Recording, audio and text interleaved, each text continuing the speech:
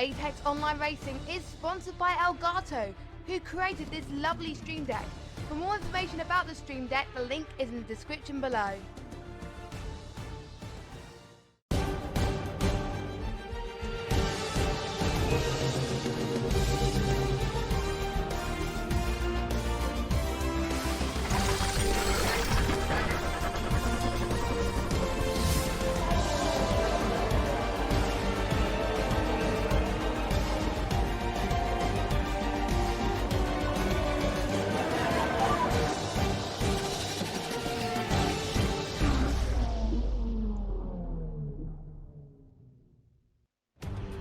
Guten Tag and welcome back to AOR F1 on PS4, and after a mid-season break we return to the action for round 11, the German Grand Prix. And well, the first half of the season dominated by one man alone, Tyrrell Schnitzel, winning 8 of the first 10 races this season, I should say.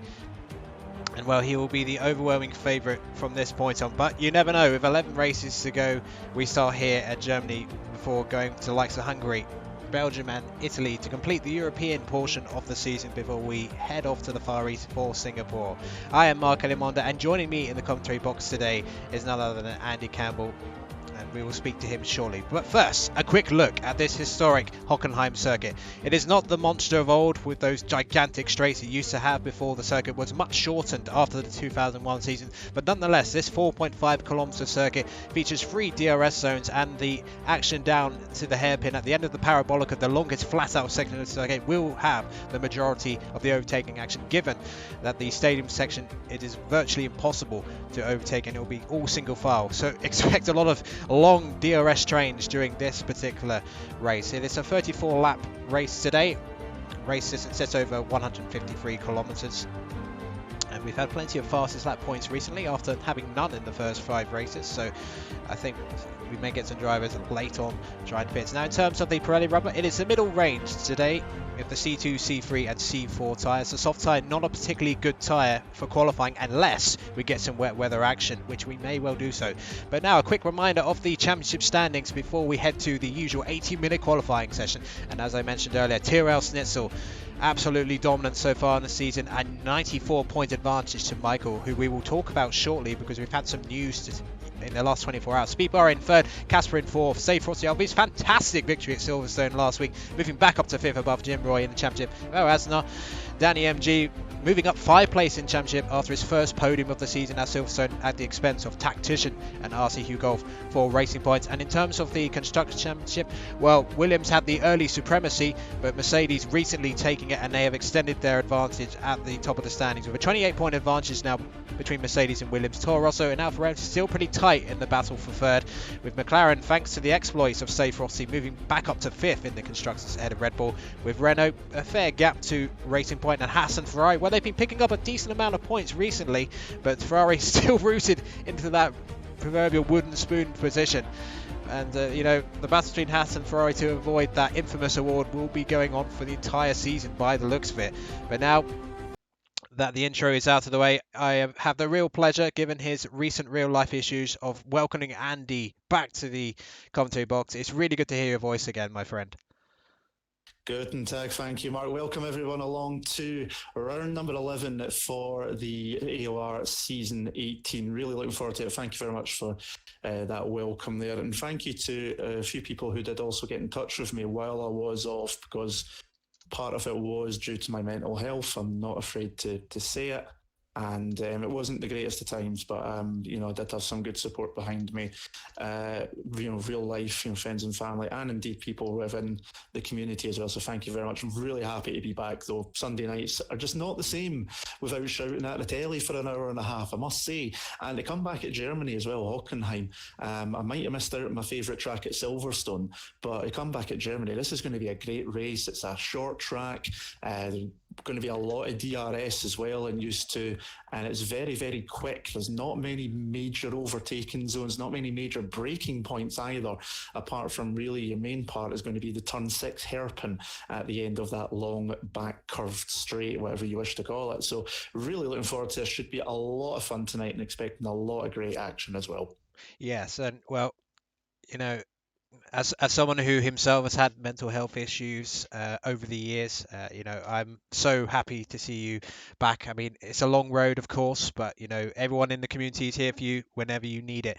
But let's get to the business at hand. And well, the biggest news coming out of this particular league is the fact that the season 16 champion, Andy Michael, has left the PS4 tier to head to PC to concentrate more on his esports.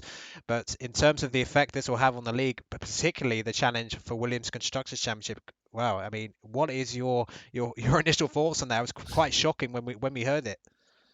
It was a bit left field. I mean, it's the kind of thing that, knowing how things are going with the esports, I've got a promotion up to the main Williams esports team from the Germany's Williams team.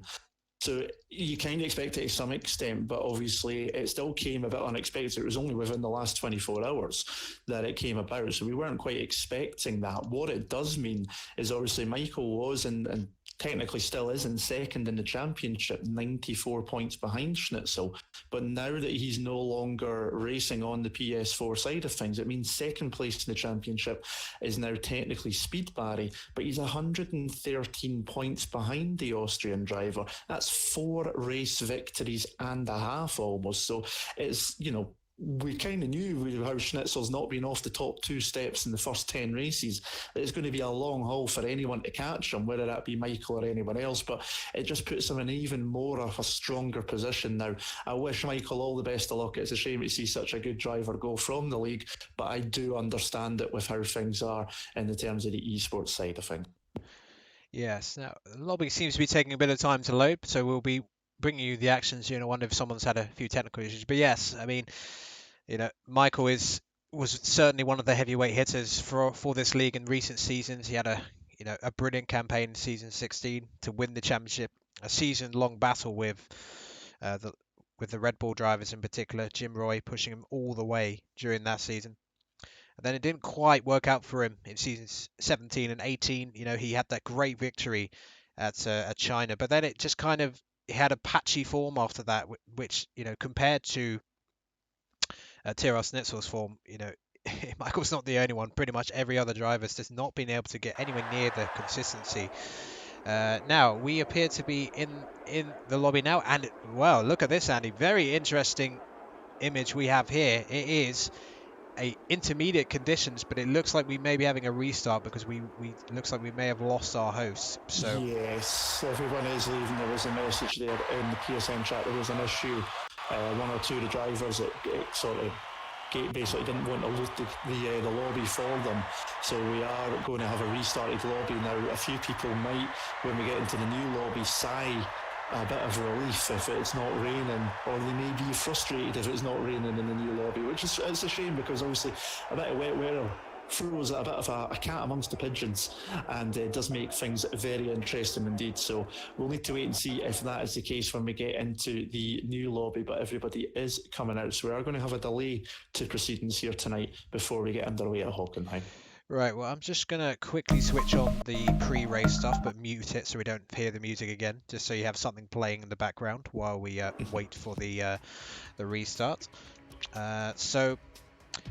Let's discuss a few other things. Looking back on the first half of the season, Andy, I mean, obviously, there's a lot of talk about Tyrrell Schnitzel, but outside of the reigning defending champions, extremely impressive title defense, who else has caught your eye so far in the first 10 races? Well, I've said it, over many of the last few weeks, indeed, and Speed Barry has really impressed me. If you look at his performances, if you ignore the Spanish Grand Prix where he finished 17th, he's never been outside the top 7. He's had 3 third places, a second place and a first place. So apart from Michael, he's got the most podiums of any other driver on the grid. In fact, when you do even compare to Michael, he was only 1 behind Michael going into tonight, before Michael has left to go to the PC side of things and heading to the dark side technically. So he's been really, really impressive. Casper's really good as well. He's obviously someone we know. He is consistent, and he's starting to just get much more and more consistent as time is going on. So he's been really good as well. There's been a lot of good drives out there. Even the other F2 graduates like Tactician and Blizzard, Blizzard especially has struggled to find his feet a little bit here, but he's picked up in the last few races with some good results. Tactician's been solid throughout, and he's done pretty well within the Challenger Series as well for the esports side of things. So there's a lot of good drivers out there, but away from Schnitzel, I think Speed Barry's been the most impressive of the drivers that are still here running to the end of the season.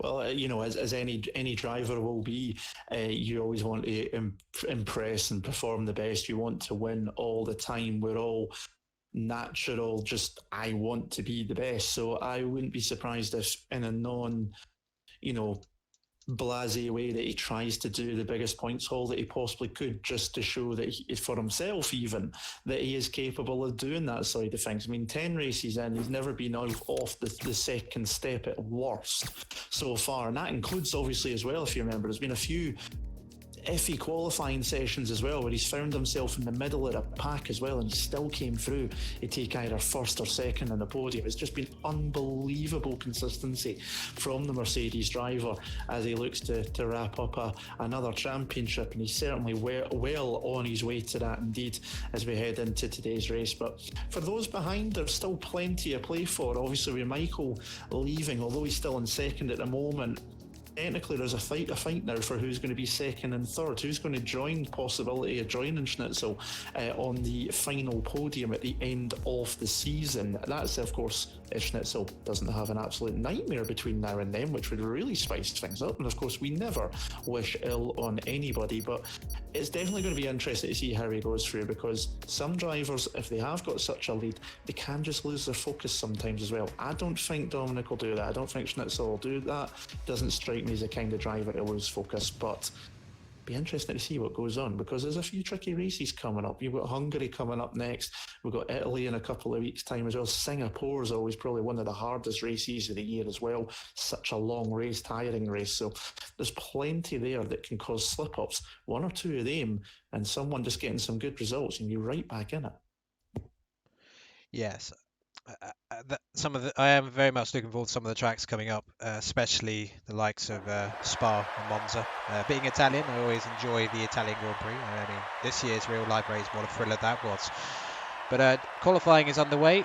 We have 14 drivers tonight, a slightly lower turnout, but we should have a higher turnout next week, because we have some debuting drivers who did join recently but just haven't had a chance to get into the fray yet. So let's have a quick look down, see who's here today. So we got an LR2 who's been here for I think every single race so far for Ferrari. Yep. At times he has impressed this season. I think in particular Silverstone, he was one of those drivers who took advantage of that great strategy call to stay out as long as possible until the rain came, which even caught out Tyrrell Schnitzel, which was why Stay Frosty did that strategic masterclass to win the race. And I think we'll do a hot lap with LR2 when he completes his outlap. But just looking down a few other ones. Now with Michael out of it, who do you think could potentially take advantage? Because Michael did regularly challenge for podiums, of course, in the last few seasons. So, you know, Speed Barry, we think we'll see him up there. And, you know, Blizzard starred in France. And without penalties, he may have even won the race. But did kind of finish third on track as well. But I think, Andy, we could potentially get a 9th different driver on the podium here today. I think quite easily we will do here today. I mean, Speed Barry's obviously had the most consistency so far, hence why he's up there in third position in the championship. So he's definitely the one to keep an eye on. as we go through tonight's proceedings. But there's plenty of good drivers in the field, and R2 is capable as well. You obviously mentioned that 5th place that he took at Silverstone in the challenging conditions, so it'll be interesting to see what he can do. And if you don't mind, I'm going to carry on with the hot lap, because here comes the Finnish driver in the Ferrari. There's a familiar saying. Across the line to start his flying lap. DRS open down the front straight, throw it, and look at that, 160 miles an hour through the apex of turn 1. Absolutely lightning speed. DRS down towards turn number 2. Tricky little braking point. It looks a lot open, and then it narrows and opens up again through the curve of 3 and 4. And now DRS opens for the, well, he's not opened it yet, but it would be for the 3rd time up along here. Doesn't look like he's pushing. He's maybe invalidated the lap here and just given us the joys of travelling along up towards what will be the best overtaking opportunity on the track. Turn 6 hairpin at the end of the long parabolica curve there. Down towards turn number 7. You need to get good traction out of here. It is possible to see cars side by side through this flat out right-hander, and then braking just after the 50-metre point into turn number 8, past the Mercedes grandstand on the right-hand side, through the curves of 9 and 10. You need to get a good exit out of turn 10, and then up towards the stadium section. Turn 11, you can throw it into here. The amount of speed you can carry through there now is incredible. Up towards the 6 curve, turn 13, through the last couple of corners now. 14 and 15 is a quick, fast chicane, just flat out. Fit 16 comes at you very quickly. 17, you need to be patient, you don't run too far wide and invalidate your lap. Across the line goes R2. It would have been a 1:15.5. He had slowed down there at the end. He did invalidate, possibly through turn number 1, but that is a fast lap off the Hockenheim ring in Germany. Yes. Yeah, as always, a picture-perfect hot lap as we see Tyrrell Snizzle rounding the final corner. Most of the drivers appear to be starting on the hard tyre to get a feel for the circuit. Now, this is one of those tracks, Andy, where the soft tyre, unless it's a wet race, is going to be pretty useless in qualifying because it falls apart during the race because of temperatures mainly. Yeah, absolutely. I mean, if we have a quick look here at the details, I'm just bringing them back up on the screens, I lost them for a minute.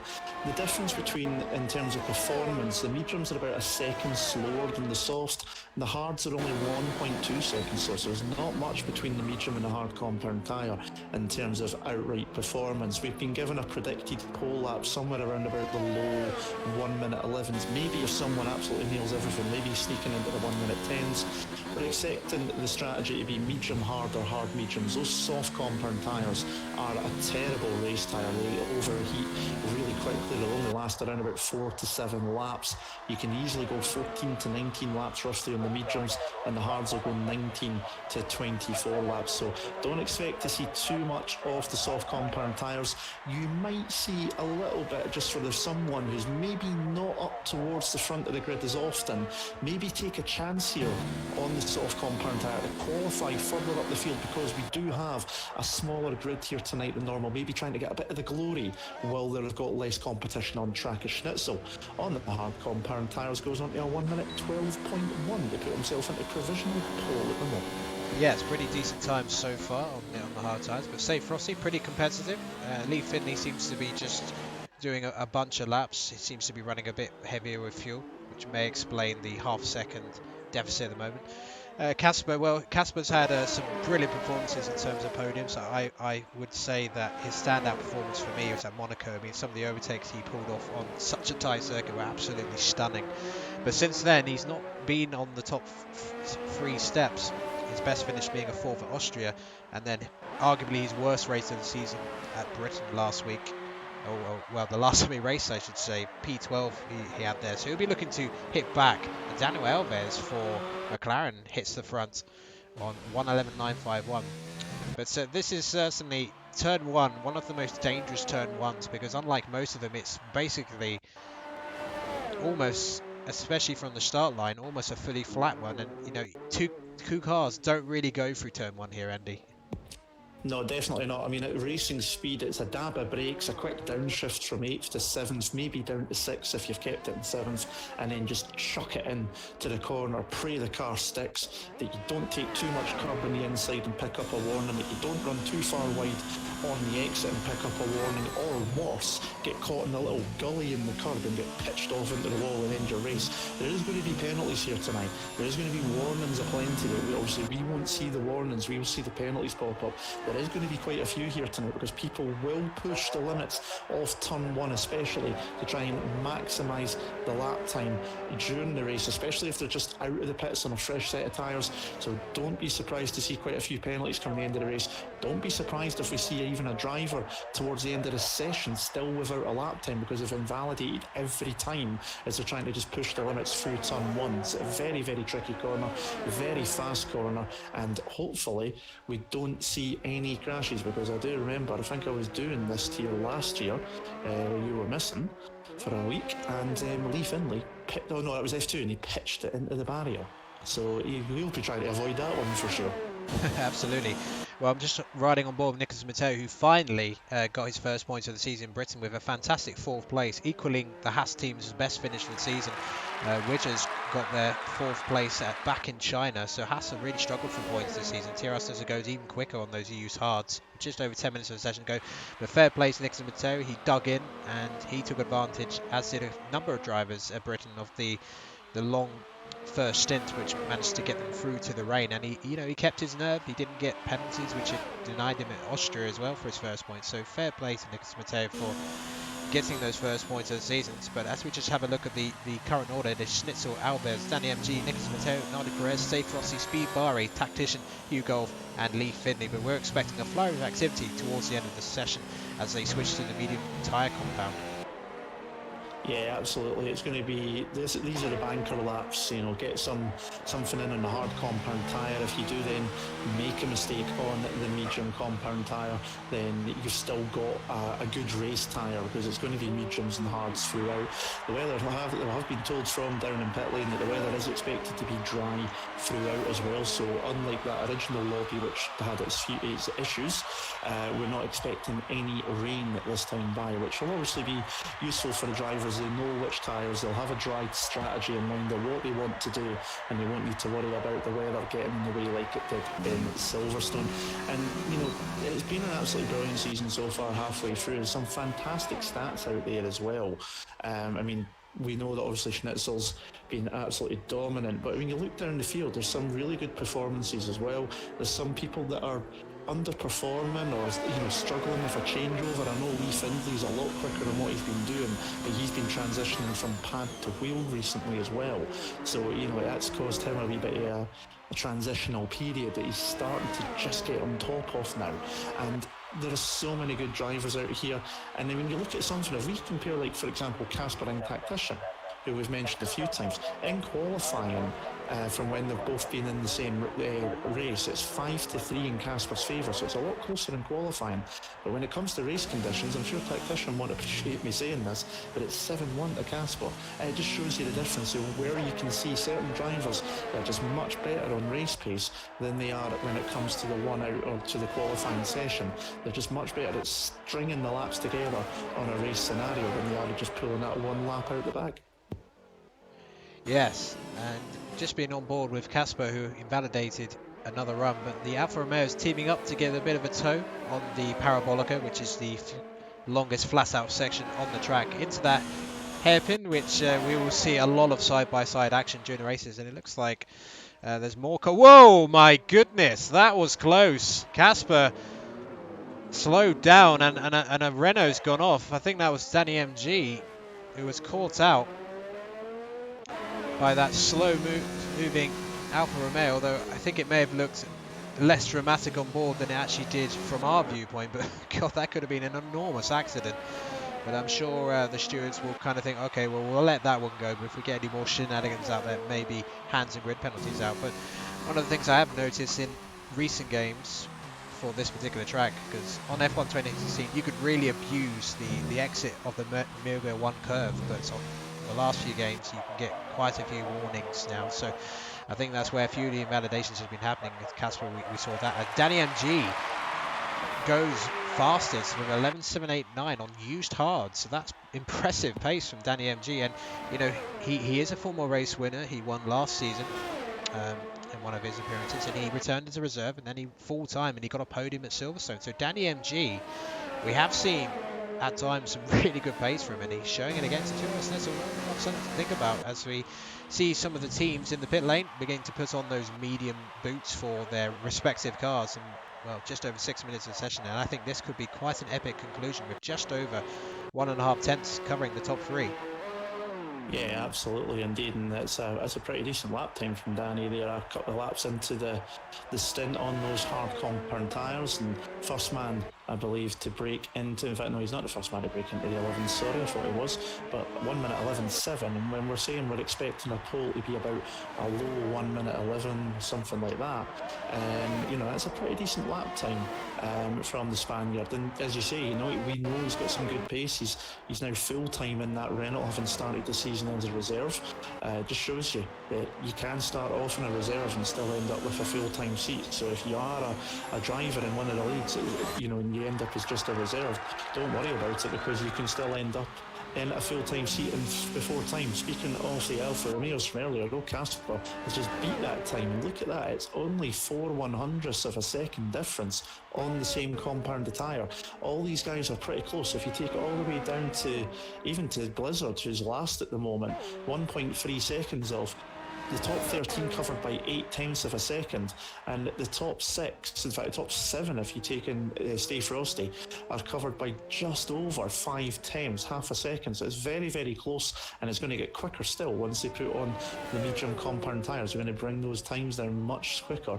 But at the moment, Caspar, the young Dutchman, he's in the provisional pole. Danny in second, and your championship leader Schnitzel in third position.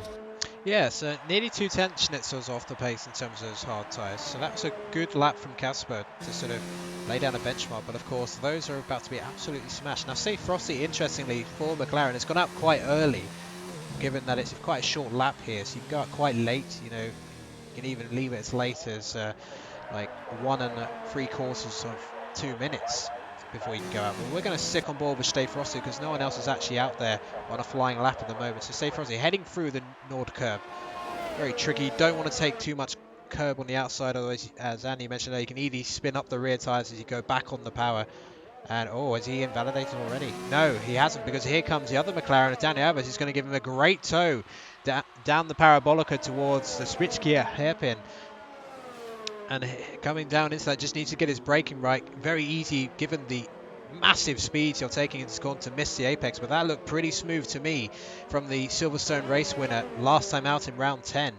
Heading down towards the Mercedes grandstand. The views from there must be fantastic, because you can not only see this particular section track he's going through, but you can also see across towards the main overtaking M6. But of course, if you've seen the ticket prices for that Mercedes grandstand, my goodness, you need to be pretty rich to afford a ticket in that particular area. Here we go then through the Sux curve here, stadium section, always single file, you won't see many overtaking, and I think he's invalidated, unfortunately. So that looked like a pretty good run, but he has messed it up somewhere. So we're going to move on. Tyrrell Schnitzel out for an out lap as well. Still a few drivers in the pit lane, but there is still 3 minutes of session to go. Let's see who else is out there. Tactician in P11 at the moment, he's just warming up his tyres. I don't think Frosty's was a mistake. He came up towards the Sachs curve into the stadium section to find Nicholas Matteo on the racing line, getting ready to start his fast lap, getting ready to turn into the corner, and he had to back out of it because the Haas was in the middle of the road. That one could end up in the stewards if it looked the way it looked to me when I was riding on board, unless of course Frosty did invalidate and he was staying as far enough ahead so he could help his teammate, because he's now given Daniel Alves a tow there up towards turn 6. But Nicholas Matteo is a wee bit dawdling on the racing line there, in my opinion. It might be different, but that's how it looked to me. Yes, well, the Alfa Romeo is teaming up again. Tactician on a flying lap here, trying to improve his current P11 position. Tyrrell Schnitzel is on an out lap at the moment, as is... No, Danny Alves is out there as well. So Stay Frosty may have to do an extra lap to try and get a time in. Danny Alves coming to him, so he's on an out lap. Stay Frosty, is he still going? No, Stay Frosty is not going, so we need to keep an eye on this. Nicholas Matteo heads to the front with a 1:11.544, so that is the benchmark then. So LR2 has just gone P4, 1:11.881. So Tyrrell Schnitzel, that's kind of the driver we are waiting for to see what will happen. So Tyrrell Schnitzel, he's going to do a second lap on these medium tyres, maybe wanting to get them into their ultimate temperature. Maybe they're taking a little bit longer to get there. Speed bar is on lap as well, up ahead of him, so we'll keep an eye on him. Heading through the first sector. nearly 1.5 tenths up on his previous best. And Casper P2 at the moment, but that is on the hard compound. So given that he's only 2 tenths of Nicholas Mateo's time, and if he gets a good toe and doesn't invalidate from Tactician, I think Casper could well be in line, because he was the fastest of the first runs on the hards. So this could be very, and the Jim Nardi Perez goes even quicker, 1:11.2. So that is 3 tenths quicker. So Casper is one to keep an eye on. Snitzel just fine. So I think we're going to just keep on board with Casper, because Casper is looking really racy here today in this qualifying session. Yeah, absolutely. So getting that slipstream off his teammate certainly helped him. He's coming up towards the end of Sector 2 now. He's got enough time to do another lap as well if he wishes to. What's his Sector 2 time? He's 4 tenths up on Sector 2. That's on his best time. So as long as he's not invalidated on the curb in there, he's got one of the McLarens up ahead, which will be keeping out of the way. There you go. That McLaren gets well out of the way. So the young Dutchman's got a chance here to come up towards the line as Danny MG goes into provisional pole on a 1:11.1. Here comes the Alfa Romeo through the final corner up towards the line, and Casper a 1:11 dead, 1:11.003 pole position at the moment for him, and he is now in the provisional pole. Nardi Perez coming through the stadium section, but he's on a slower lap, I do believe, at the moment. Speed Barry's out there. The session is now finished, so it'll be interesting to see. Speed Barry's carried on, so he's not doing anything. So who is on a fast lap? Nicholas Mateo isn't.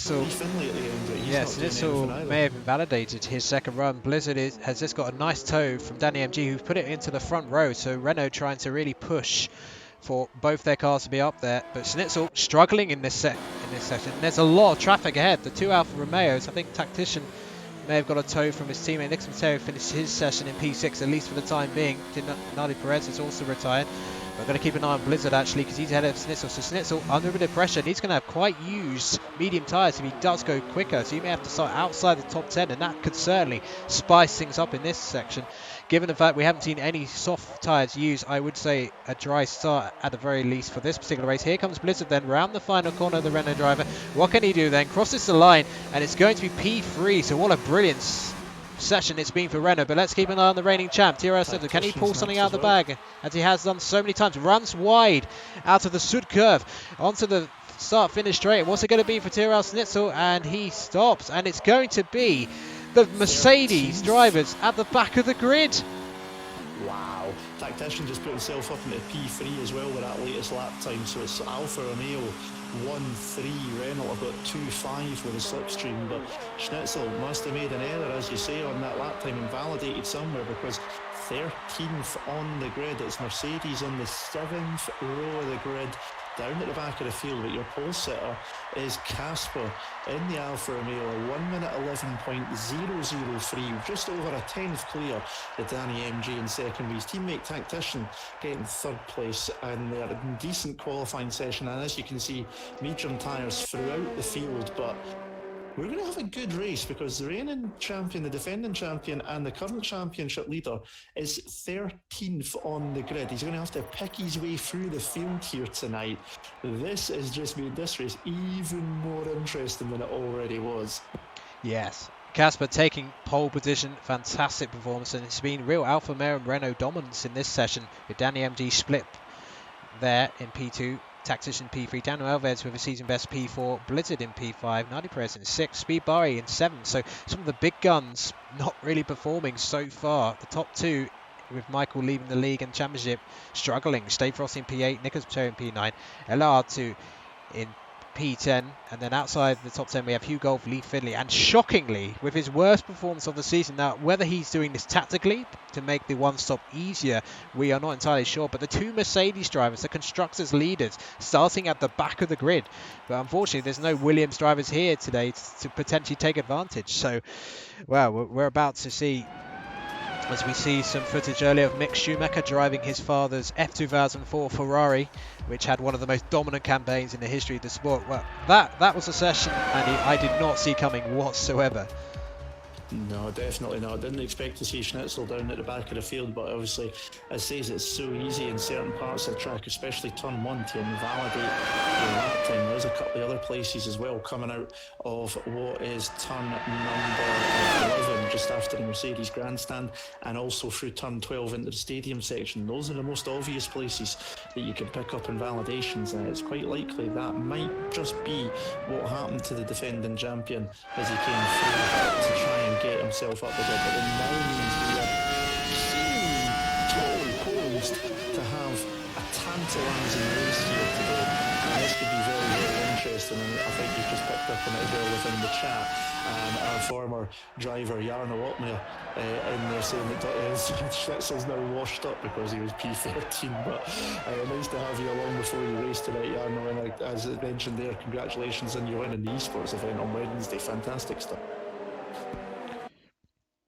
Absolutely. Well, I certainly did watch all the esports races back, and yeah, the action's been fantastic. I think we can safely say that Brendan Lee is not going to win a third championship in a row, which for the competitive nature of it is going to be great. And I think the final races in December should be a must-see for anyone who enjoys these particular games and esports in general.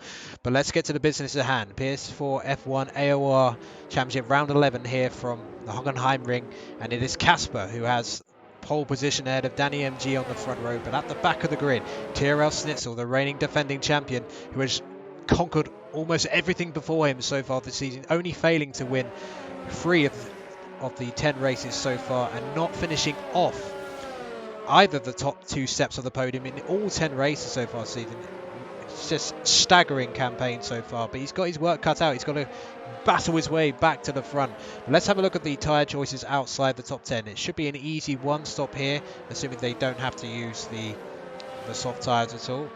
Most of the drivers will be thinking about starting on the mediums in the top 10, of course, and then outside, yeah, all hard compound running, so they'll struggle for a few laps to get those up to temperature, but they will have the best tyre at the end of the race, which would be the medium. So we're going to head to the grid then as we watch Casper leading the grid to their starting positions with Danny MG just behind. And well, it's a long race, 34 laps, and what they don't want to do is lunge into turn 1, because if there's any contact there will be a victim. It is a guaranteed. Such is the speed they take into the Nord curve, there will be victims if they don't be careful. They've got to give each other a little bit of room. But here we go then.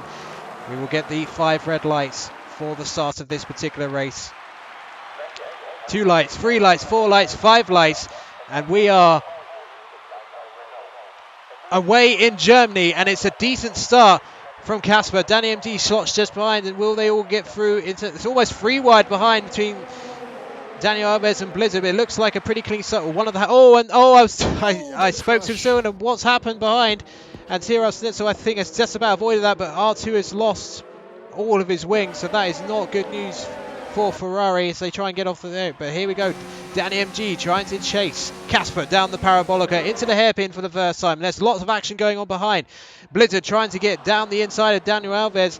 Down the inside into turn 6 he goes, and can he squeeze? Oh, and that was the other Renault of Danny MG completely missing his braking point, which now means it's an Alfa Romeo 1-2.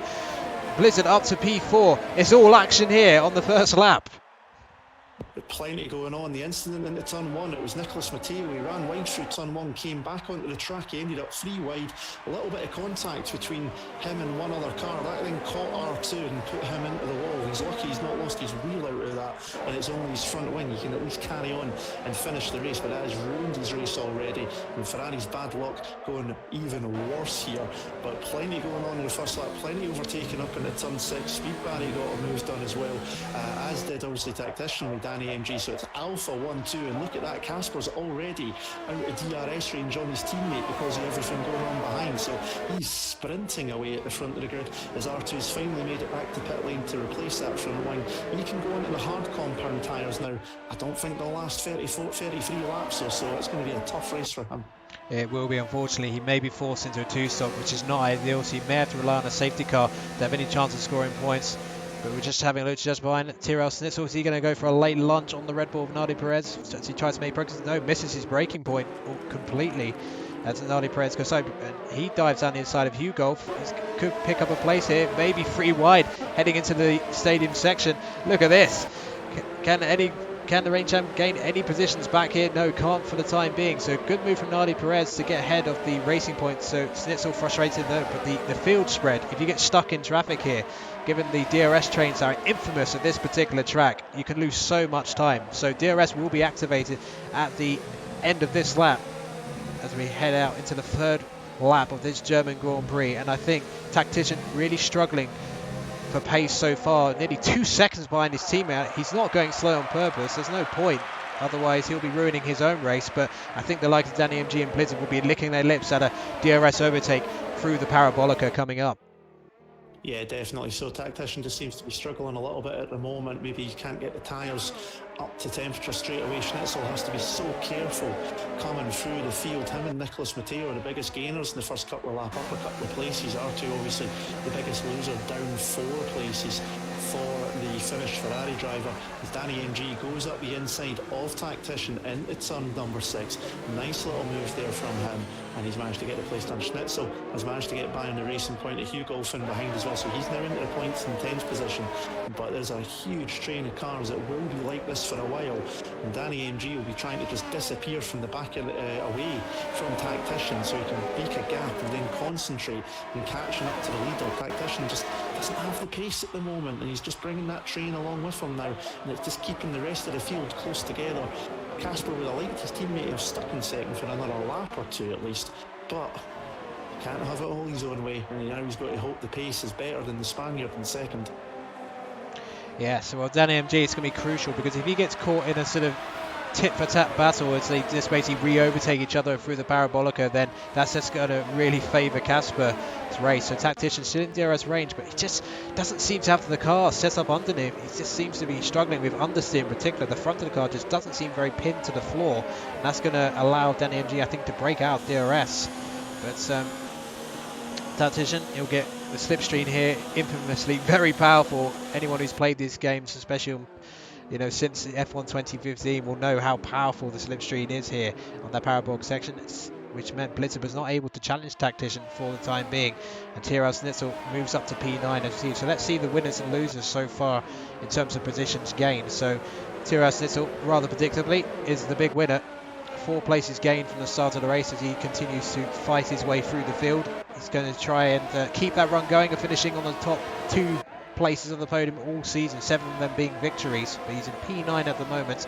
And Tactician is actually just about keeping in range of Tactician, but I think Sector 3 can be a crucial sector. If you've got a good car in Sector 3, that's the sector where you can often break that 1 second barrier, but I think Tactician may just still be in range. Yes, he is just in range.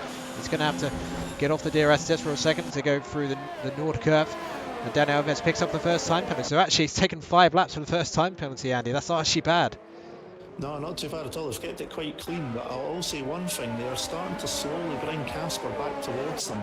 Before Danny made that move, the gap to the leader between Casper and Tactician, who when he was in second, was nearly 2.7 seconds. It's already down to 1.6. It's only been about, a lap and a half or so since Danny MG moved into second place. They're just slowly reeling the Dutchman in, and it's going to be, if they can keep it clean, they could be in for a battle for the win between, well, pretty much the entire field almost at the moment. I mean, the field spread at the moment after 5 laps, 8 seconds between first and 13th. We have to obviously leave out poor R2, who's had to make a pit stop already, but he might come back into it later on, because if these guys all stick within this train the whole way through this race, he can still just maybe bring himself back into it later on after pit stops, but he's going to have to take those tyres a long way if he wants to have any hope of doing that. But they've kept it quite clean so far, apart from the 2 penalties. Danny Alves, Nardi Perez picked up 1 as well, and Blizzard, they're making a mistake through the final couple of corners, running a bit wide onto the drag strip.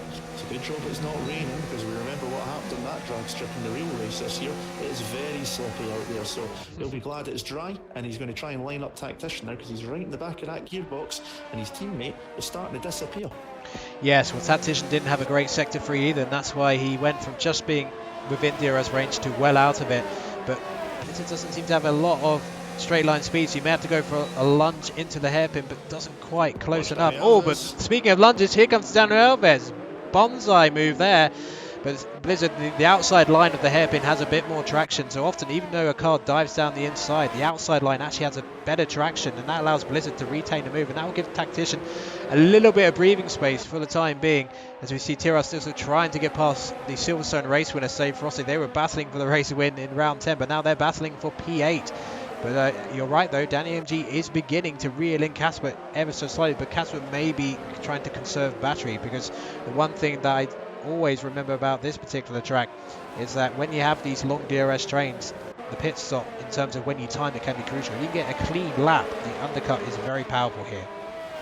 Definitely so, absolutely, and having the battery will just help that along as well. So, you know, this train is just, it's going to keep the pack close together. It's going to make it really interesting when it comes to pit stop, especially for those like Schnitzel. He's obviously in the hard compound tire. He's going to go a lot longer into this race, of course.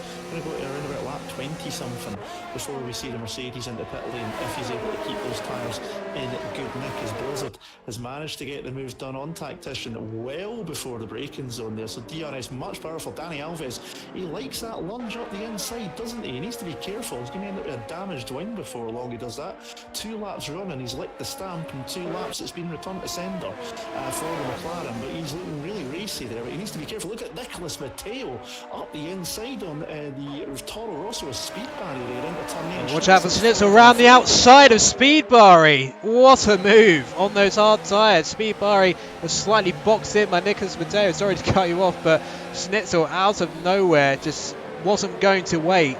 And he, with the points lead he has at the top of the standings, he's allowed to take some risks, and that was a brilliant move. And now he's going to try and get past Nicholas Matteo, but he is now up to P7, having gained 6 places in the opening 8 laps. Yeah, he was following through there. Nicholas Matteo was very opportunistic into turn 8. Speed Barry probably didn't expect that one there. Put him out of position for the next corner, and Schnitzel went, thank you, I'll just come through as well. Speaking of those two, Speed Barry having a little look, filling the mirrors into turn 2 on the Mercedes, but no dice at the moment there. I'm just trying to look through it. It's now nearly, Danny's nearly within DRS range on Casper, so he's closing up quickly. Danny Alves onto the back of Tactician. He's got a much better run this time. Does he fancy a lunge up the inside this time round? No, he thinks better off actually.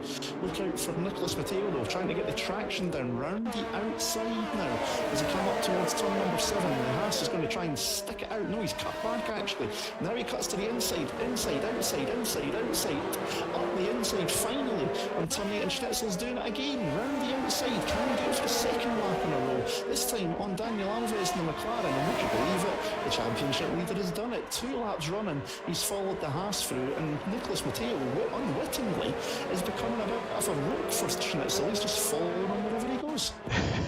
Absolutely insane action through Sector 2, and once Dan Evans and Speed Barry, they came off second best. Schnitzel just picking the absolute perfect line to just go around the outside again, and now Nicholas Matteo is trying to chase down Tactician, who's he's had a bit of breathing room this lap with all this crazy midfield action as Save Frosty tries to recover ground on Nardi Perez for P9, but now Schnitzel, he's up to P6, but he's still got a lot of work to do. But he's certainly, the one thing that Schnitzel's had, he's not always been the best qualifier all season, but in terms of race pace, he has been by far the best so far this season. As Nicholas Matteo slightly taps the Alfa Romeo, and that's going to compromise his exit because he'll get slower on the accelerator, and that may give Schnitzel a little bit of it, but no, Schnitzel has put the power back down. We'll watch Nicholas Matteo. He's going to go for a move on Tactician. Let's make slight contact, and is Schnitzel going to do the move round the outside for the 3rd lap in a row?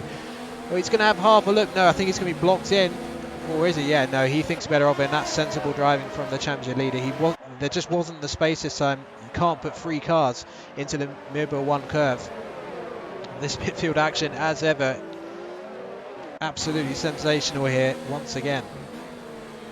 Yeah, definitely so. He's just trying everything he can. And the Nicholas Matteo making the move, he couldn't follow on this time, Schnitzel, though. He's going to have a go of his own to get through. I've just seen a wee bit in the chat. There's only one driver that's boxed so far, and that's R2 down in 14th position. He had a lap 1, turn 1 incident, lost his front wing, so no one is pitted yet except for the Ferrari driver, the only Ferrari in the race, and that was due to a lead because of a missing front wing. So that's the update in the pit stops, where we'll see the medium runners in within the next couple of laps. And now Tactician is gone from being hunted to be the hunter. He's going to try and go around the outside here into the hairpin on Nicholas Mateo, but the Haas has cut him off. Now look for Schnitzel. He's going to try and get the exit here up towards turn number 7, nearly wheel to wheel, but he's had to just back out of it slightly there. He just wasn't far enough alongside on the Alpha to try and go side by side through 7. Can he get the traction out of turn number 10 and 11 here towards the stadium? No, he doesn't. So Tactician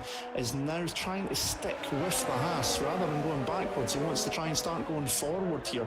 And look at this train behind the Haas now. That is 4th of Nicholas Mateo, all the way down to 10th and Nardi Perez, all pretty much in the one camera shot here. And that's just how close it is. Danny MG was nearly within a second of Casper up front, but he made a mistake a few laps ago. It went up to 1.5 seconds. He's got it back down to 1.1, but I think Casper's doing a pretty good job at the moment, managing the tyres well and just keeping that gap, so he's not going to have an attack by DRS from the car behind. Yeah, so we're all back on the contact between Dan Over and Speedbar just behind. That may give Speedbar a run on the McLaren, but the other McLaren, Stay Frosty, right behind him. Oh goodness me, they're almost 3 wide on the parabolic, and they think they were momentarily. And up ahead, Nicholas Mateo is under threat from Tactician as well. Snitzel dives down the inside, 3 wide into the hairpin. 2 McLarens and Toro Rosso. One's going to come off worse. Snitzel not able to get past either the Alfa Romeo. There's not enough cameras to cover all this action, Andy, but here we go. It's as you were, but there have been changes here. Stay Frosty up to P7, down over P8, Speedbar down to P9, and Nardi Perez is going to try and challenge, but no, doesn't quite have the grip as for that particular maneuver. But up ahead, Tactician has been overtaken. I think Snitzel pulled off another move just before the Mibo 1 curve. He is now up to P5 and will give chase to Nicholas Mateo, but these cars well out DRS range of Blizzard now.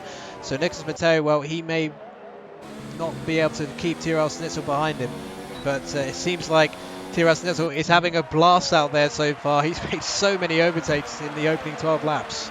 Speed Barry into pit lane, so he's the first driver to come into the pits, end of lap 11, start at lap 12, and he's decided those medium tyres have had enough. Doesn't look like they're changing the front wing. No, they're not, so there was no damage picked up on them amongst all that. And remember earlier in the season in China, Barry did actually come into the pits earlier than everyone else, came in about 2 laps early, and ended up with his first podium off the back of that, holding up the cars behind in the closing stages as his teammate Lee Finlay just flies by Hugh got off into the hairpin under DRS. So Barry's not out of this one, but he has decided to pull the trigger earlier than anyone else. We'll need to keep an eye on his progress once the pit stop phases balance themselves out. Yeah, so Tyrrell Snitzel opted to save battery on this lap because he wasn't really closing in on Nicholas Mateo on the Parabolica, so I think he's building up for an attack for the next lap, and that's no surprise. Snitzel does like to almost toy with his victims sometimes, but Nicholas Mateo doing a really good job once again so far. But yeah, Speedbar opting to get out of all that battling, and I think some of these drivers, Nicholas Mateo peels off into pit lane, so Snitzel should get DRS at least for this straight as the hard runners carry on. So it'll be interesting to see if Speedbar can get any sort of jump. Hard to take a bit longer. He's just through the same section now. It's a fairly short pit lane here, but Nicholas Mateo in the pit lane, as is Daniel Alves, so a flurry of activity in the pit lane. As we see, we're just going to switch to Save Frosty because Save Frosty was within DRS range. We'll see if Speedbar can actually jump any of these guys. But I'm going to keep an eye on Save Frosty because he's closing on Tactician, who himself is just within DRS range of Snitzel. Snitzel now closing the gap. Danny MG has pitted and he's looking for the undercut himself. So let's just have a look at Casper. Casper heading through the middle part of Sector 2, past the Mercedes Grandstand, and will he respond to Danny MG, who has pitted? Danny MG looks like he's in some clear air, so it shouldn't be any problem in terms of getting up to speed. So Casper may have to respond, Andy. I think he has to here, because Danny does have that clean air. He's came out behind, he's got 18 seconds. He had a second behind Casper as well, but Casper's staying out. Now we do know Casper can keep the tyres going a wee bit longer than some others, so maybe he's happy enough at the moment. I'm quite surprised at that, because I think Danny will start bringing that gap down. As you say, it's a short pit lane.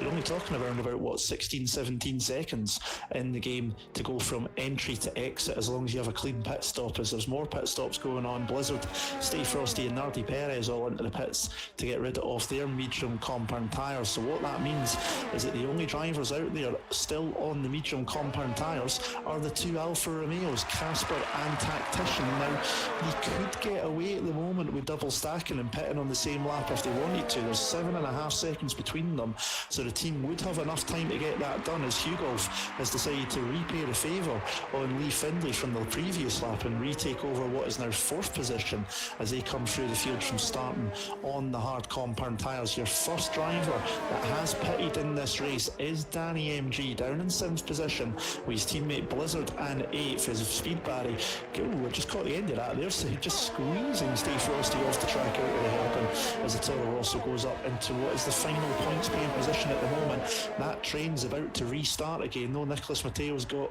well, the two McLarens, the Toro Rosso and a Red Bull behind him one more time, as Casper from the lead of the race is into the pits, end of lap 14, and he's decided now's the time to get onto the fresh hard compound tyre. Yep, Casper in the pit lane from the lead of the race, as well, Danny MG is in the same section, just exiting the final corner. This is going to be very close. It's a very short pit lane here, but I think Danny MG may get Casper here. There is Casper. They're going to be side by side, heading down towards turn 2. And Danny MG's done it, but Casper will get the DRS because the activation and detection zones are very close to each other. Well, let's see who gets what, and it's going to be Casper. Yeah, Casper's going to get it, so Casper's going to get an opportunity straight away, and for some reason, there you go, camera view comes back. Casper's going to try and retake the net lead in effect straight away down the inside of the hairpin, and Casper retakes the position. Do you think Danny MG should maybe have defended that a little bit more?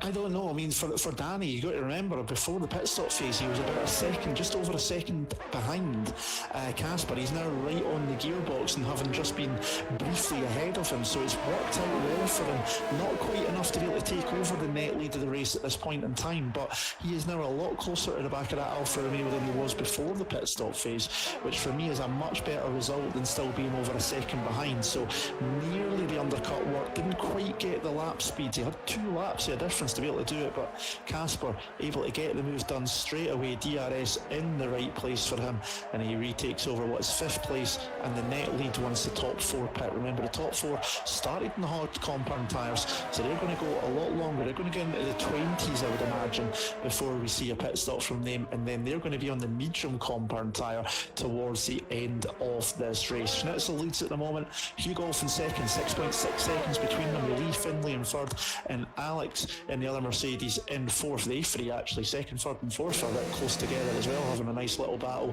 No moves between them this time. Danny's not close enough to get Casper over 5th. Blizzard in 7th, he's slowly being caught by the Nicholas Matteo train, and Nardi Perez has just gone by Daniel Alves for 11th. Those two have dropped off that wee train, so the train of 5 is now a train of 3, but they're trying to catch up very quickly indeed. And R2 still running about. I feel so sorry for R2. It's been such rotten luck for Ferrari this season, where it's been issues, wrong place, wrong time, or anything else. Whatever can go wrong has gone wrong, and the sole Ferrari still running around at the back of the field, 19 seconds off anyone else. I don't think he planned having this way on his Sunday night. Yes, well, there's going to be plenty of action. There's so many close battles going on at the moment. Casper in the net lead at the moment. Top 4 in the race currently. Schnitzel, Hugolf, Lee Findlay, Alex. None of them pitted there. They all started outside the top 10 on the hard tyres. So Casper is closing within 3 seconds of Alex. So you may get on the back of that train, because the hard tyre has to go a long way into the race before they pit. So it's a very interesting seesaw sort of race in terms of how the strategy plays out, because the medium runners will stop pretty early, but then they'll be undercutting those on the hards. But then when the drivers on the hards pit for the mediums, they will then get the big advantage to come back at them. So they'll all come together at the end of the race, and it could be an extremely interesting conclusion to this race. But here comes Speed Borrowed, having a quick look, maybe at Nicholas Patone. No, not quite close enough. But this is allowing the likes of Jim Nardi-Perez, Daniel Alves, and Tactician. So the top 13 in this race, all capable of getting points at the moment. R2, as you mentioned, the only unfortunate victim of that turn 1 incident, which has robbed him of chance, unless there's a safety car, of any opportunity of points, which is a real shame for him. But Tyrrell Snitzel, we'll just quickly have a look at him. He's gone from 13th into the lead, but when he pits, he will not be keeping the lead. But in terms of the interval, it's a very short pit lane here. He's currently 11 seconds ahead of Casper, so he'll definitely be behind the likes of Casper and Danny MG. I think he'll come out just ahead of Blizzard or around that position if he was to pit any time now, if it stays like that. Around about 16, 17 seconds in the game for such a short pit lane, so you'd come out somewhere around about 6th, 7th place, somewhere either in front of Blizzard or in the middle of that train of Blizzard, Nicholas Mateo and Speed Barry. It's also getting Frosty, Nardi Perez and Daniel Alves involved as well. Tactician's been the big loser in this pit stop phase as well. He pitted on the same lap as Casper. It looked like they were able to get it done, but maybe a second delay and everyone else has just flew on by, so it's not worked out for the Finnish driver at all. And as has just been mentioned in the chat, but everybody qualified on the medium compound tyres in the top 10, and they've gone on to the hards. And Speed Barry just goes up the inside on Nicholas Mateo, and Tactician trying to make his way back up. It's just done the same on Daniel Alves. Yes, I mean there's probably at least well over 100 overtakes by the end of this race if there was a counter. But Blizzard's kind of dropping off the pace a little bit on those hards. He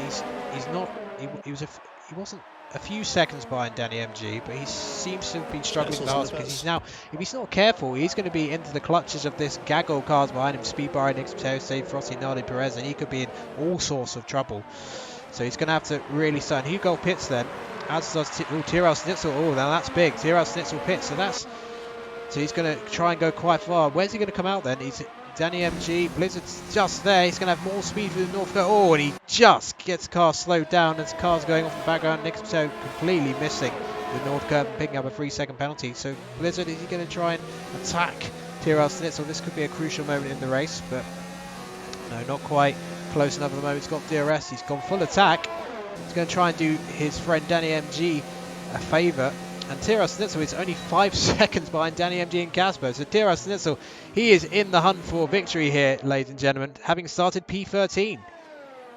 Yeah, he's done a fantastic job there with that stint. A couple of laps earlier than what I was expecting. I thought I would have got into the 20s before we seen him in pit lane, but he's obviously decided now's the time before those guys behind. Now they've got the hard compound tyre up to temperature and getting it into the operating window. It's time to get the pit stop phase done and go to the end of the race. He's going to have to take the medium tyres, what's that, about 15, 16 laps. He's going to have to take them a couple of laps longer than those that started the race, but obviously lighter fuel as we come towards the end of the race. Lee Finley and Alex pit, so everybody is now pitted in the race. So Casper retakes the lead of the race. Danny MG in second, right on his tail as well, and Schnitzel from 13th on the grid is in third position after the pit stop phase. I don't mean to sound like a gushing or anything, because I'm not, but is there anything you can't do at the moment? I mean, it's just ridiculous. It might have been a slightly trickier task if we'd had a few more drivers on the grid, but nonetheless, some of the overtakes he's pulled off have been world class, it has to be said. But Danny MG then, he's just biding his time. I think he's building up as much battery as he can to try, because it's a tricky thing. If you have 100% of battery, if you can get past someone at the hairpin, then have an absolutely brilliant Sector 2 and Sector 3 and break that DRS. It is possible to do if you can force the driver you've just overtaken to make a mistake in the dirty air. But they're soon going to have some company. It's going to be a three-way scrap. I think Blizzard doesn't quite have the race pace to get involved in the battle for the top three, so it may come down to penalties. But as far as I know, I don't think Casper or Danny MG or Schnitzel has a time penalty, so maybe Andy can just check that and we'll confirm that in a few laps' time. But Schnitzel closing the gap as you would expect, and I think he is about to smash the fastest lap as he rounds the Sud curve, heads for the line. What's it going to be as he crosses the line? It's going to be, yep, 1:13.383, which is about a second faster than the fastest lap times of the drivers up ahead of him. And there he's going to be cruising onto the back of that, and we could get potentially a three-wide battle going into the hairpin. Danny MG maybe getting the hurry up from the Renault team, and yes, here we go. He's got nearly 90% battery, and he's put it up to high mode, not quite overtake mode. So he seems content at the moment just to follow the Alfa Romeo. But Casper and Danny MG may well be ending this race battling for P2 the way this is going. Look at that, Schnitzel, the Grim Reaper himself, approaching him. And now Blizzard, we talked about his lack of pace, and that has been underlined because Speed Barry and Nicholas Matera, who have been battling each other in this train, along with the McLaren, Steve Frosty, Nana Perez, almost the entire race, are right with him now. So there is plenty of battles to choose from, ladies and gentlemen. I hope you got your popcorn, because we're in for a barnstorming final third of this race. Yeah, definitely. So it's going to be a bit of a schnubber knocker, as JR would say in the old WWE days, for the end of this one. In terms of penalties, you're correct. None of the top four have any penalties at all. The first one that's got a penalty is Speed Barry in 5th. Nicholas Mateo's got one as well in 6th, as does Nardi Perez and Tactician. I think there's a couple more, but I didn't go through everybody at the moment. But the top four don't have any penalties. In fact, Casper, Danny MG, Switzerland Blizzard have only got one warning through the entirety of this race so far. So that's incredible to do through 22 laps through this track, as Hugh Golf is the latest to pick up a penalty. But another bit to point out, this is top tier PS4, my friends. This is, ladies and gentlemen, 15 seconds cover the top 13 in this race. That's just around about, just under a pit stop at the moment. If Casper pitted for any reason, he's going to come out behind everybody except for R2, who had that problem in lap 1. That's how close all of this is, and we've got a train of 5 cars, as it has been for most of the race, behind Blizzard now, with Nicholas Mateo bang in the middle of that, as he seems to have been through most of this race as well. Whenever there's been some action, that Haas hasn't been far behind. Yes, I mean, we've got so many battles going on. Tactician is trying to fight off Daniel Alves in the battle for P9. Golf is not too far. He's on the mediums. Golf trying to recover some points, I think. I think that's the best he can hope for. But Tiras Nissel now is in DRS range of Danny MG. So this two-way fight has become a three-way fight. A triple threat match, just to continue the Jim Ross style references for this German Grand Prix victory. With Blizzard, well, Blizzard, as we mentioned, doesn't quite have the pace to get involved in this battle and has much more to worry about with the likes of Speedbar and Nix Mateo behind. Speaking of which, Nix Mateo has picked up another time. That's at least 6 seconds now, I believe, for Nix Mateo, which would drop him out of the points completely. But let's have a look then. Danny MG's been building up the battery, and here we go. Full attack for the Renault driver. Heading down towards Hairpin. Defensive from Casper, but look at that, a little bit of a gap. Couldn't quite close it off. Danny MG down the inside to take the lead. Oh, he's gone a bit deep though. Casper's going to be able to get back at him, but Danny MG has a little bit more traction. Getting on the accelerator. I think Snitzel's just going to keep a watching brief, because he wasn't quite in a position to take advantage of anything at this current stage. But this battle for the lead is going to be absolutely epic in the next few laps at least.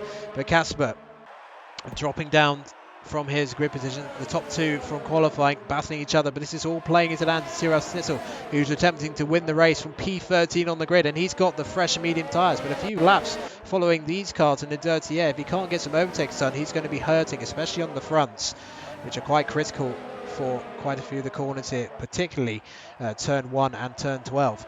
But here comes Snitzel then, right behind the top two. He may be content to spend a few laps restoring battery, but look at that, Casper getting a poor exit from the Nord Curve, and he goes very deep again, and Snitzel may just go around the outside, and yes, says thank you very much, and he does with ease. Well, Casper's had a nightmare of a sector 1 there. He's down to P3. Can Snitzel get ahead of Danny MG in one fell swoop? Danny MG doesn't feel the need to go defensive. I don't think Snitzel was quite close enough. But we're going to go straight behind, because Speed Barry is right on the back of Blizzard. Goes for a move down the inside. This is for P4. Slight wheel banging of the front right and front left respectively between the two cars. Nicholas Mateo, he'll be taking advantage of any contact between these two. But Speed Barry up to P4. Nicholas Mateo trying to go round the outside of Blizzard as they go past the Mercedes second, and he may actually get the move done. Nicholas Mateo, oh, this is ballsy stuff from the Haas driver. Forces Blizzard off slightly. All fair game, and oh, Blizzard contact again, and oh, Blizzard off the track, and he's going to drop out of the top 10, I think.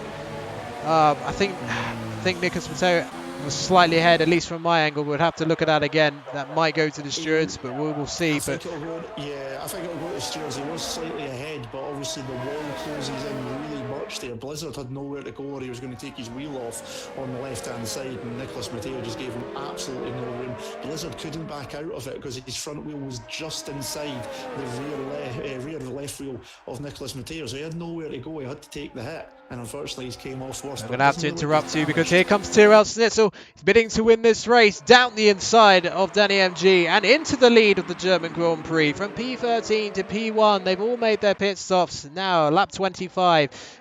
Does Danny MG and Casper have anything to answer? Tyrell Snitzel, he had a nightmare qualifying position, but in terms of the strategy, he could pick what he wanted, and he has made it work to perfection with some great overtakes in his first stint.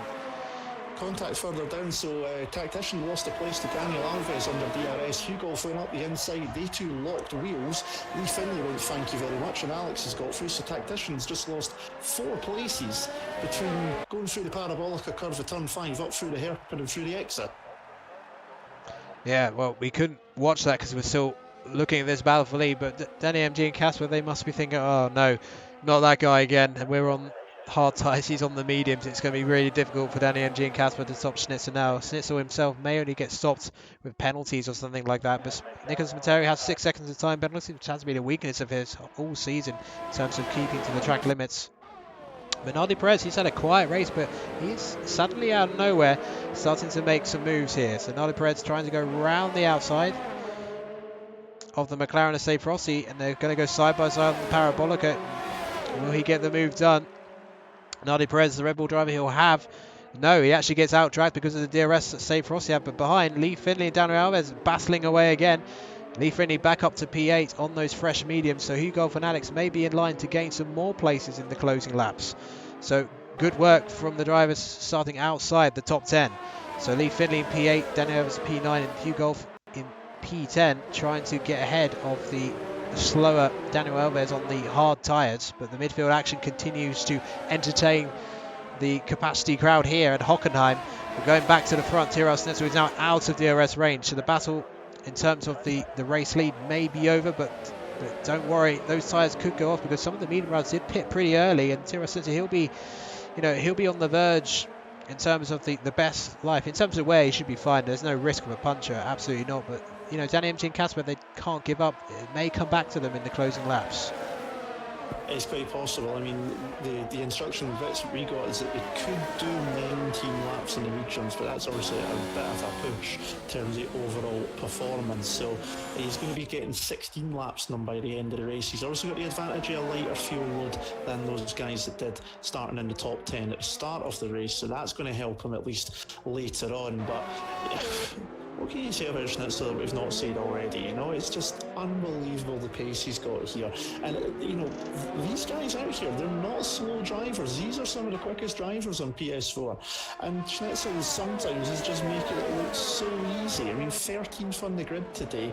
He's slowly picked his way through the field. He's avoided getting into any trouble when coming through the field. And he's now in the lead of the race and already broke through nearly the 2-second barrier over Danny MG. It's just another sublime performance from the defending champion, and I'm running out of adjectives to describe him, to be perfectly honest. Yes, I mean, this is a season for the ages. It's the kind of dominance we've seen from the Xbox AOR F1 New Zealand Ryan. It's that kind of dominance. It's very similar because I do catch that race when I can in the morning on Sundays.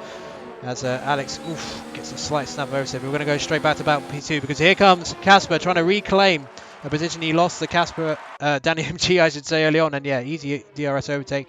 So that battle's going to go on and on, but that's just going to strengthen Schnitzel's grip on this German Grand Prix victories, which is now 2.5 second gap at the front. But looking at Nicholas Materi just behind, any movement there? And I think Lee Finney's going to get involved in this train anytime soon. Hugo finally getting past McCann. Daniel Alves has half a look. He does favour that very tight inside line to the hairpin, but he wasn't able to fight back at Hugo, at least for the time being. So let's have a look at Alex, just outside the top 10, trying to get his 3rd point finish of the season. He had a P6 recently. So a 3rd point score would be very welcome for him, and that could be quite lucky given Nicholas Materi's 6 seconds of penalties, which I think may have even increased to 9. But Alex chasing down Daniel Alves through the stadium section. Speedbar not able to get away from Nicholas Materi and stay frosty, interestingly, so it hasn't had quite the race pace as we've seen in some races recently. So that train of 4 cars, as the tyres wear off on Speedbar picks up a time penalty, so that may be good news for the likes of Safe Frosty and Nardi Perez. But Lee Finley and Hugh Golf, they are rapidly catching these drivers, and my goodness, it's nearly lap 30. This race has absolutely flown by, Andy, and it's been captivating watch. It's been absolutely amazing. Some fantastic overtakes on track. It's been nose to tail throughout. We've not had a chance to really take stock and catch our breath. As you see Nicholas Matteo going past on speed Barry, and that was his second penalty speed Barry as well. So he's on 6 seconds worth of penalties as well. So the likes of Frosty and Nardi Perez, they're on for a P4 here at the moment, because the two in front of them have got 6 seconds worth of penalties apiece. So if they can keep it clean through the race, then they're on for a decent result. But as you say, Lee Finlay, Hugh Golf, they're starting to come through as well on those medium compound tyres. Lee's got a bit of fresh air at the moment, 2.5 seconds to catch up with Nardi Perez. He's got a 2-second gap to Hugh Golf in the racing point behind, so he can concentrate on his braking points and catch this train ahead, who will be getting slowed down because they're all fighting with each other as well. But the DRS will maybe just keep them out the way when we come into the last 4 or 5 laps of the race. And then Danny MG's picked up a penalty as well, so that's not going to help. That's giving Casper a bit of breathing room at the moment, because the young Dutchman in the Alpha has no penalties at the moment. So Danny's just possibly cost himself P2 in this race, unless he can find some speed from somewhere, get past and pull away. I don't think he's got that at the moment. Casper seems to have the pace for him at the moment. Yes, I think Dan and G's saving battery to launch a final assault in the closing laps for that P2, but with that penalty, unless Casper gets one, and so he can overtake him on track, I think that may be settled a battle as Tiras Nissel continues to sail off in the distance. He may be heading down the Autobahn before most of the drivers finish at this rate, with Speed Bari P5 at the moment.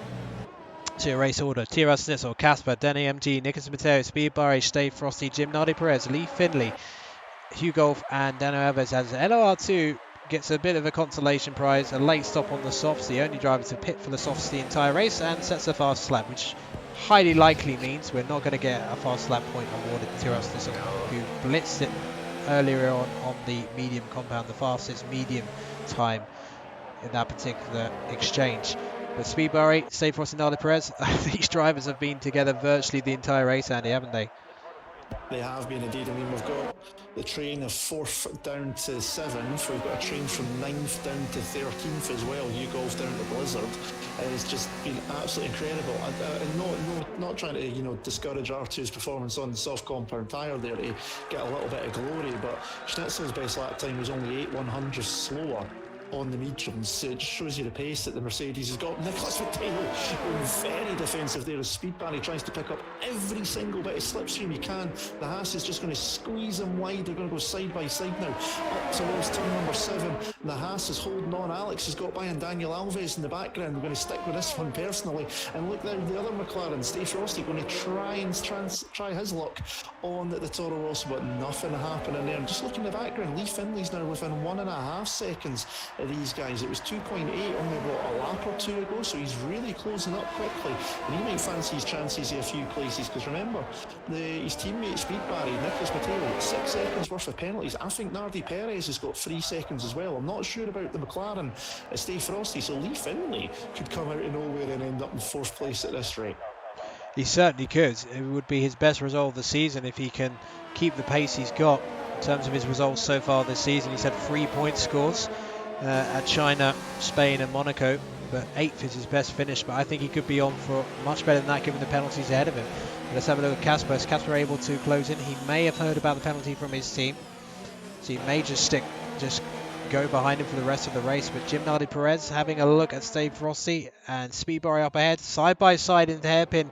The Haas and the Toro Rosso go just for slight contact from Stave Rossi. That was a bump. Don't know where he may have got some damage from that. The tactician diving down the inside of Daniel Alves. So Daniel Alves, he had a promising start to the race, but it's all sort of fading a bit. And Blizzard, well, we saw what happened to him earlier. He had contact with Nicholas Matteo. That's why he has lost so many places. So in terms of the position change, well, there's one that does stand out. I won't tell you which one. It's quite obvious to Schnitzel with the position he's gained. But Nicholas Matteo gaining 5, 4 gained for Lee Finlay, and 4 gained for Alex. So some pretty good winners there. And tactician Alves and Blizzard, big losers in terms of the position gain. Just hasn't worked out for them. I think in terms of getting caught up in traffic, that sort of thing. And Blizzard, well, that was through no fault of his own, really. Yeah, definitely. Blizzard's one's no fault. His own R2 was an unfortunate victim as well. Tactician was obviously third on the grid, down to 11th. He was a big loser in the pit stop phase. Pitted on the same lap as his teammate, but everyone else just went flying on by.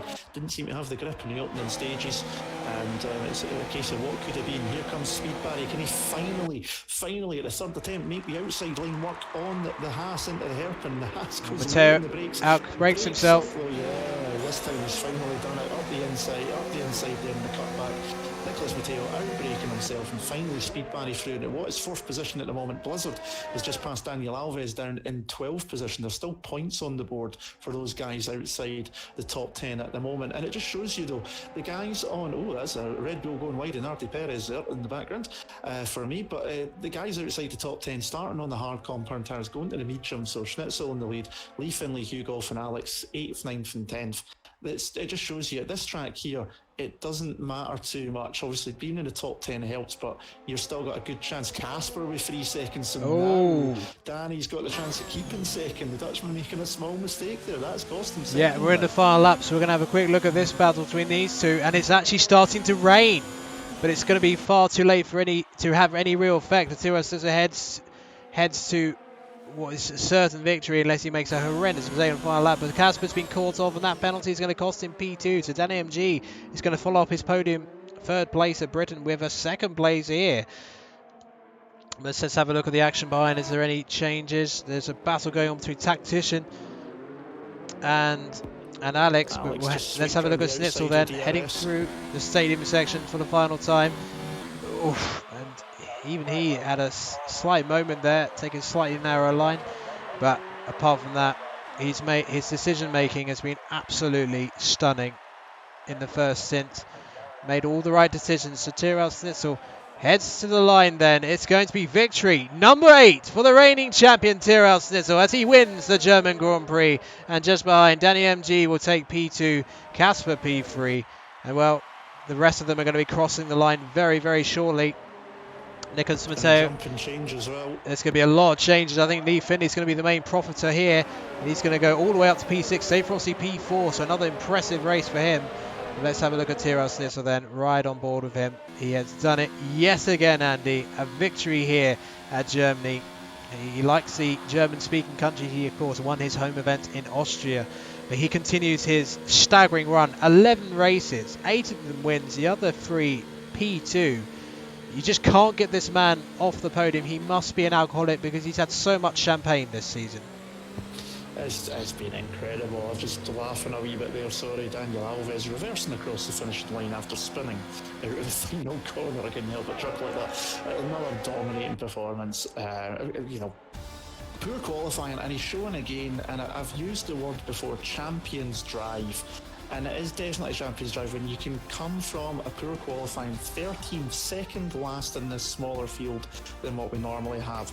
And he's picked his way through a very competitive field that had been nose to tail for the majority of this race.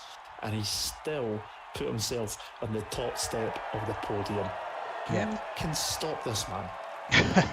Well, I think we may have to wait until next season at this rate to find out that question. Tyrrell Schnitzel, well, he didn't have a qualifying session that would have been to his satisfaction, but as Lewis Hamilton did himself in 2018, he came from the back of the field to win here at Hockenheim. But great drives from Danny MG and Casper. Here's your then provisional result for the German Grand Prix of AOR F1 on PS4. Tyrrell Schnitzel taking the victory and no time penalties. Danny MG, the second podium in a row. Casper P3, he'll be slightly disappointed given his qualifying that he couldn't get at least P2 or indeed the race win. Dave Frosty follows up his victory last week with P4. Gianardi Perez in P5. Lee Finley with his season best of P6. Nicholas Mateo picks up points again. Second race in a row he's done that. Blizzard, well, he was caught up with Nicholas Mateo in an incident and that put him down to P8, so that may go to Stuart Hugo from P9 and Tactician in P10. Speedbury, a very desperately disappointing race for the driver in second in the championship now, which means Tyrrell Schnitzel has gained another 25 points gap to him. Alex in P12, too many mistakes in the second stint. Alves P13 and LR2 caught up on lap 1, setting the fast lap, but little more than consolation. So we're going to get some drivers in for the interviews, the top 3. So just give us a few moments while we get that all sorted. But as we wait to get that, we're just going to switch for the ready to interview box, Andy, and then we'll quickly discuss the race. I'll send an invite out. But Andy, as you get the drivers in, your impressions of that race, it was pretty entertaining, wasn't it? I mean, there was must have been at least 100 overtakes in that race from top to bottom. Some great action and some brilliant overtakes. There was some fantastic action out there tonight. I mean, plenty going on throughout the entirety of the field. Cars nose to tail for what seemed like the entirety of the 34-lap race we've had here tonight. Cars coming from the back, obviously. The obvious one is Schnitzel coming from the 13th from the grid to take the win. Lee Finlay from 12th to 6 as well. And obviously it just shows you how close everyone was. Speed Barry finished 4th on the road, but because of his penalties he picked up, he dropped all the way down to 11th.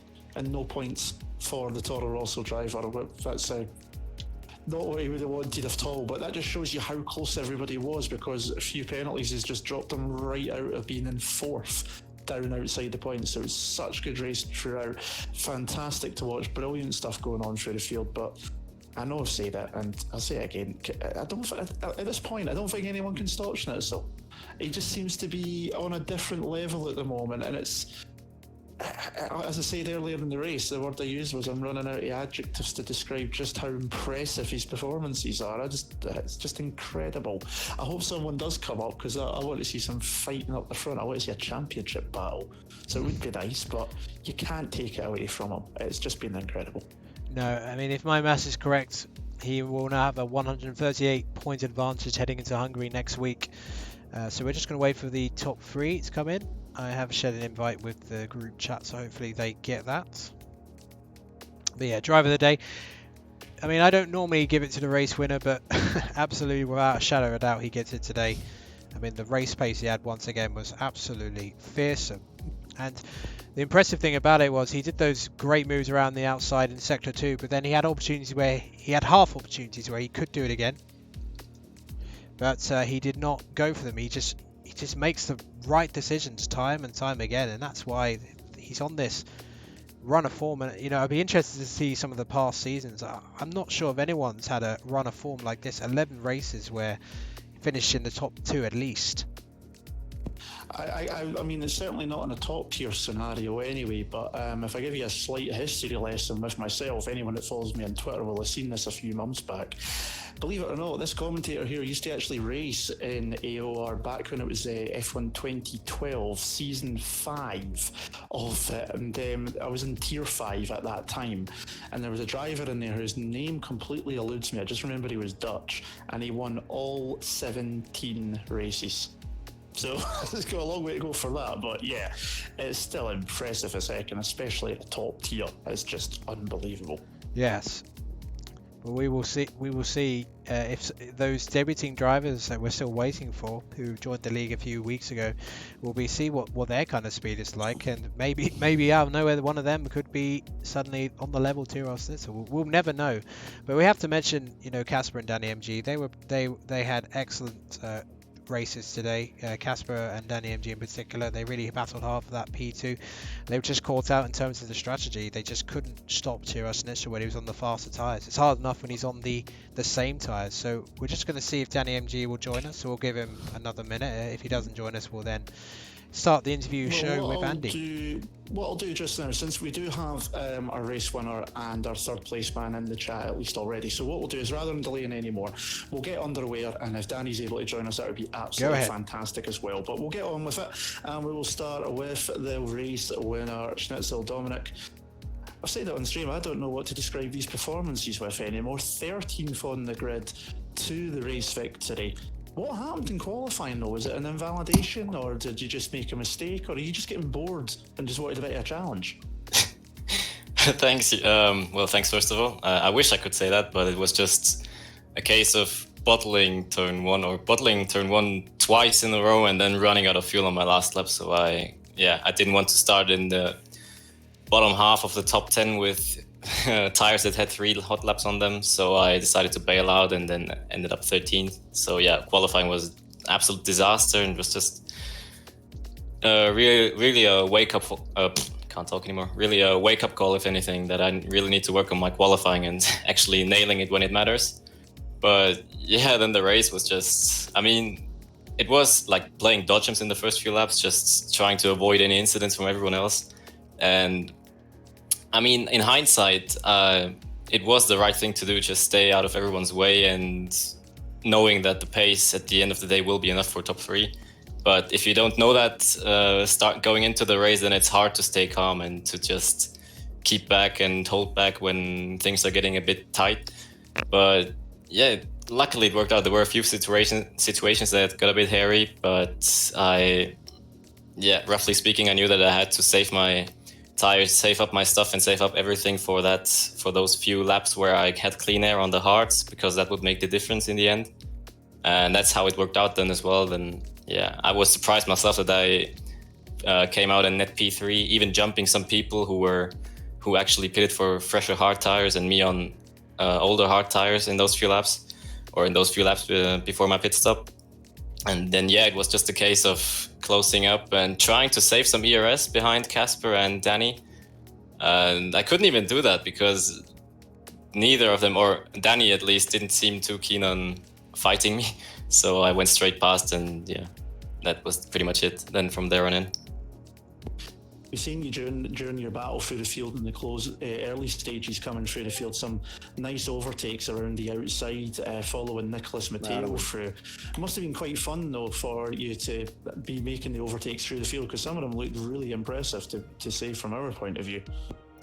Yeah, it was pretty much a case of trying to read what the guys in front of you were doing, battling each other and just taking advantage of it. I think I did about 2 or 3 actual overtakes that I had to execute myself. The rest of them was just pretty much being opportunistic and watching, trying to get a run on somebody on exit of a corner after he got compromised by someone overtaking him. But yeah, that can easily end up in the wall as well. So I was always doing it not with 100% risk, but I was still keen to get past and get through the field and make use of the fresher tires from lap 6 or 7 onward. And yeah, it was, in hindsight, it's fun. It's a lot of fun to watch, I'm sure, but yeah, in the moment it was pretty stressful, I have to say. And one last question I've got, out of the races left, is there any track that you're not very good at? That remains to be seen, I guess. I don't know. I thought I was good in China, and that was the track where Michael ended up beating me, so I'm really not sure. I mean, I didn't think I would like this track, to be honest, but yeah, it was the case for many tracks thus far, and it probably will be the case for many tracks going forward. But as far as I can see, there's just a handful, if at all, just a handful of tracks left that are not amongst the favorites of everyone, I guess. Fair enough. Well, congratulations on our fantastic result tonight and another extension in your championship lead. Dominic Schnitzel, thank you for joining us. Thank you. We move on to the second place driver, and it'll be the first time that I've spoke to this man within our interview stage. It is, of course, the Renault Spaniard of Danny MG. Danny, you got a pretty good qualifying session. Looked like you had some really good race pace. You're having a great battle with Casper. Talk us through your side of the race. How was things from where you were? Well, from my side, I knew it was going to be a hard race, managing the tires and keeping the pace with Casper. But my main objective was to stay within the DRS from Casper, but in lap 1 I made a huge error, which made me lose a position to Tactician. But then I stopped early to get inside the DRS zone of Casper, and then it was just all the race behind him, keeping good levels of ERS, and yeah, trying to overtake him to the end of the race. However, I didn't expect Dominic to be so fast today, because I saw he started outside the top 10. But yeah, I mean, brilliant pace.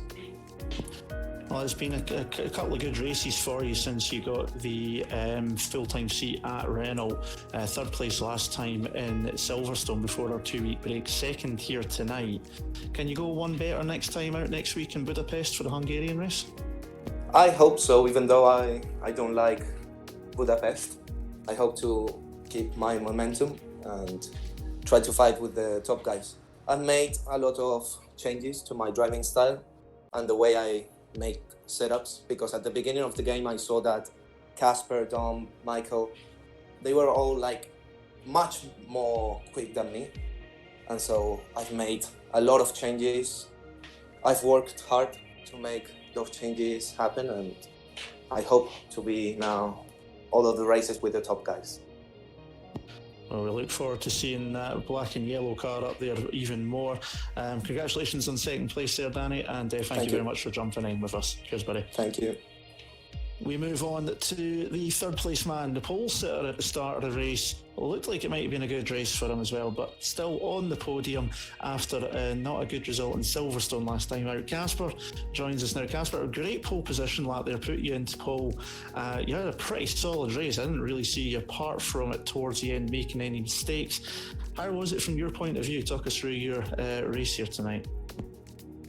So at the start, I managed to get a pretty decent lead because Tactician overtook Danny. I believe Danny made a mistake into the hairpin, which allowed Tactician through. It was an Alfa Romeo 1-2 for the first couple of laps. Then I had a pretty healthy lead, but Danny stopped earlier, which meant he was able to undercut me. But I managed to overtake him with DRS the same lap. Then later on in the race, Dominic boxed as well for fresh mediums. And he was unstoppable. There was no chance to keep him behind on his medium tires compared to my hard tires. So Danny and myself were just battling it out for P3. Then I got the penalty in the final lap of the race, which was a bit of a shame. Because otherwise I would have got second, because Danny had a 3-second time penalty as well. But then on the straight, on the final lap, my DRS was stuck open, so I had to do the entire lap with the DRS stuck open, which cost me a bit of time through the corners, of course, so I wasn't able to fight back on the final lap. But P3 is the results, but I think definitely I should. Yeah, definitely. So, I mean, we noticed that. Obviously, we knew Danny had a penalty, and then you pick up that one on the last lap. Must have been an absolute disaster for you. But considering what happened in Silverstone before the break, it's a bounce back for you and up onto the podium. Can you see yourself carrying that into Budapest? Is this a track where you feel you can be back in here again, having a chat with us next week? Definitely. I hope to keep the momentum and just hope to keep getting good and consistent podiums in the coming races. Yeah, Phil Casper, thanks very much for joining us. Congratulations on being on the podium. Our third place driver tonight. Thank you very much for coming along. Thank you. Yes. That's it. Now that interview's done. Yes, well, thank you very much, Andy, for conducting those interviews as always, and a big congratulations to the top three. But I have to mention the rest of the field who really contributed to all the battles throughout a thrilling race here at Hockenheim here today. Well, let's focus our attention to next week in terms of the action. Well, no more breaks until Christmas. We're in for another thrilling 5 races here, starting with Hungary, then we go to Spa-Francorchamps, then the Autodromo National Monza, before we head off to Singapore and Russia to complete our 2019 AOR F1 races. And then we'll head out to Japan, Mexico, USA, Brazil, and of course Abu Dhabi to finish it. But it will be the turn of the Hungaroring for what should be a very different race, and qualifying will be extremely important here. They call it the Monaco without walls. Well, thanks for coming back to us, Andy, and we are all with you in terms of your issues outside, and you'll be a great help for me for the rest of the season. Yeah, thank you very much for that. There's only one race that work won't get in the way with. I won't be around for Belgium as I have a prior arrangement. But I'm looking forward to the rest of the season, and I'm especially looking forward to Singapore because I will turn 32 that day. So I'll be a commentary on my birthday, so that'll be fun. Well, at least you won't have to learn all the corn names for Belgium, so I guess that's something. So anyway. I guess you tactically picked that one to miss, but not at all. I love Belgium. I love my spa day. There's nothing better. Oh yeah, well, it's certainly my favourite track, but we'll do Hungary first. So thanks very much everyone for watching this AOR F1 broadcast, and we will see you next week for more action from Hungary.